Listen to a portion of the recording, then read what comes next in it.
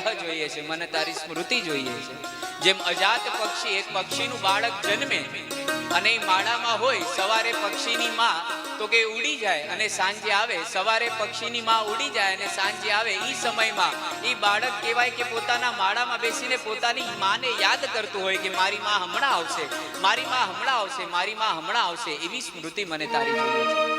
જેમ ગાયનું વાછરડું હોય છે, ગાયનું વાછરડું હોય એના માને કહેવાય છે કે ગાયના આચરથી દૂધ પીવે, ત્યારબાદ સવારે ગાયને તો કે ચરવા માટે ગોવાળ લઈ જાય અને સાંજે એમ કહેવાય ગોધુલ સમયે ફરીથી ગાય આવે, ઈ ગાયનું વાછરડું પોતાના ડેલાની બહાર આમ જોતી જ રહે કે હમણાં મારી માં આવશે, હમણાં મારી માં આવશે, એવી તારી સ્મૃતિ અને એવો તારો વિરહ મને જોઈએ છે।